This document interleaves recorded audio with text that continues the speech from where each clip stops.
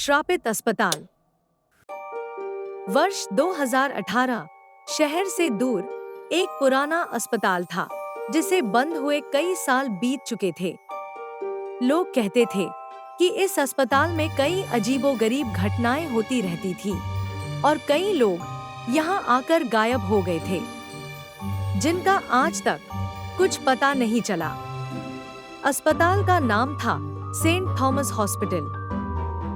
कहानी यहाँ से शुरू होती है 5 दोस्तों की, जिनके नाम हैं अर्जुन, माया, राघव, पूजा और करण। यह सभी एक ही कॉलेज में पढ़ते हैं और साथ में योग क्लासेस भी किया करते थे और अलग अलग जगहों पर जाकर योग का वीडियो भी बनाया करते थे। कहते हैं कि कुछ जगहें श्रापित होती हैं, जहां किसी को नहीं जाना चाहिए। इन सभी दोस्तों से भी यही गलती होती है। एक बार यह लोग उसी अस्पताल के सामने वाले गार्डन में चले गए और योग करने तथा उसका वीडियो बनाने में व्यस्त हो गए। शाम का समय हो चुका था और अब सब अपने अपने काम में व्यस्त थे। अचानक माया की तबीयत खराब हो जाती है और वह जमीन पर गिर जाती है। सब लोग उसके पास भागकर गए और देखा कि माया को तो होश ही नहीं है। सबने बहुत प्रयास किया, लेकिन माया को कोई होश नहीं आ रहा था। अब उसे डॉक्टर की जरूरत थी।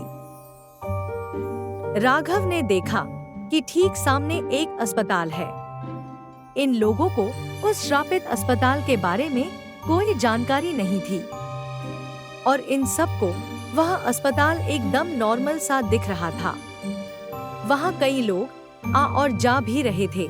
इन सभी दोस्तों ने माया को उठाया और सीधा अस्पताल के अंदर लेकर चले गए, जहाँ ठीक सामने उन्हें रिसेप्शन दिखा। रिसेप्शन पर एक लड़की बैठी थी जो नर्स लग रही थी। राघव ने रिसेप्शन पर बैठी लड़की से माया को देखने को कहा तो वह लड़की अपनी कुर्सी से उठकर माया के पास गई और उसे देखकर कहा कि इसकी तबीयत ठीक नहीं है, इसे तो एडमिट करना पड़ेगा। सारे दोस्तों ने बिना कुछ सोचे समझे कहा, ठीक है, एडमिट करिए और डॉक्टर कहाँ है, इसे जल्दी डॉक्टर को दिखाइए।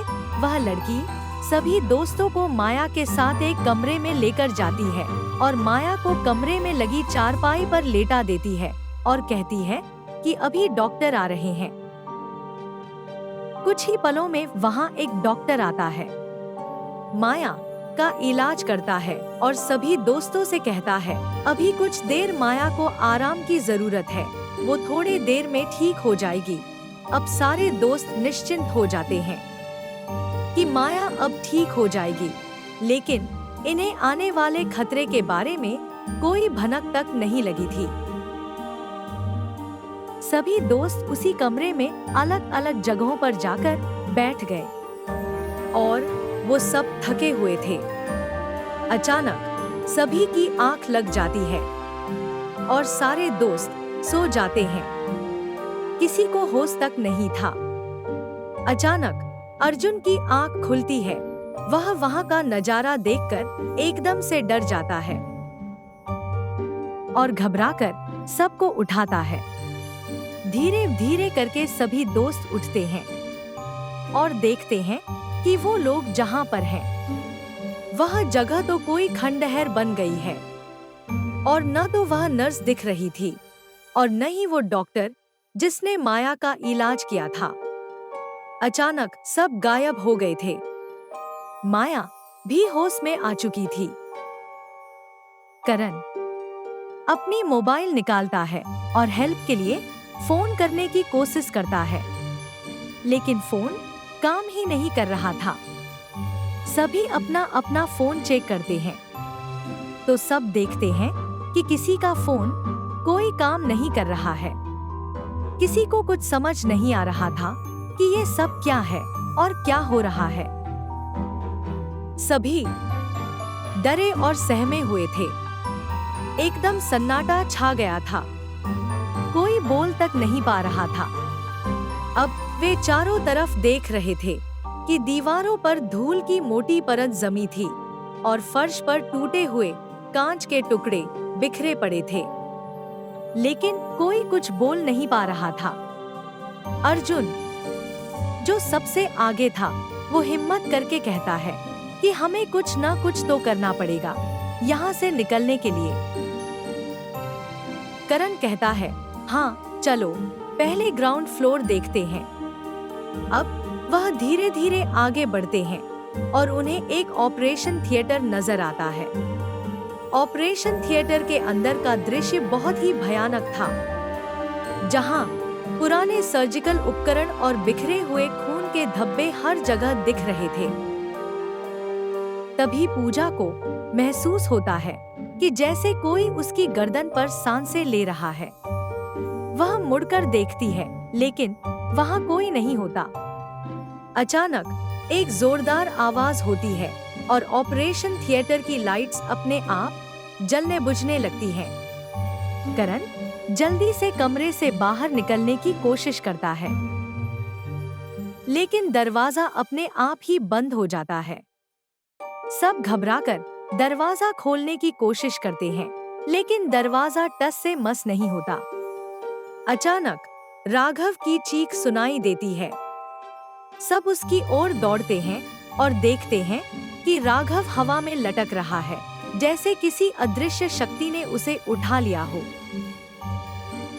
राघव की आंखें फटी की फटी रह जाती हैं और कुछ ही पलों में उसकी गर्दन टूट जाती है और उसका निर्जीव शरीर जमीन पर गिर जाता है। माया रोने लगती है और कहती है, हमें यहाँ से तुरंत निकलना चाहिए। अर्जुन कहता है, सब चुप रहो और मेरे पीछे आओ। हमें इस अस्पताल से बाहर का रास्ता खोजना होगा। वे सभी तेजी से चलते हैं, लेकिन अस्पताल के गलियारे एक भयानक भूल भुलैया की तरह लगते हैं। वे एक और कमरे में पहुंचते हैं, जहां चारों तरफ पुराने मेडिकल रिकॉर्ड्स बिखरे हुए थे। पूजा एक फाइल उठाती है और पढ़ती है, यहाँ के मरीजों पर कई अमानवीय प्रयोग किए गए थे, इसलिए उनकी आत्माएं यहाँ भटक रही हैं। और जो भी मिलता है, ये आत्माएं उन्हें जान से मारने के लिए व्याकुल हैं। तभी कमरे की खिड़कियां जोर से खुल जाती हैं और एक भयानक ठंडा हवा का झोंका आता है। माया को ऐसा लगता है कि किसी ने उसका हाथ पकड़ लिया है और अचानक उसे घसीटकर कमरे के कोने में फेंक देता है। वह दर्द से कराहती है और बेहोश हो जाती है। अर्जुन और करण उसे उठाने की कोशिश करते हैं, लेकिन तभी एक भयानक छाया उनके सामने प्रकट होती है। वह छाया धीरे धीरे एक मानवाकृति का रूप ले लेती है और उसकी आंखों में भयंकर क्रोध की लपटें जल रही थी। अर्जुन और करण उसकी ओर देख ही रहे थे कि अचानक छाया ने अर्जुन पर हमला कर दिया। अर्जुन की चीख गूंज उठती है और उसका शरीर खून से लथपथ हो जाता है।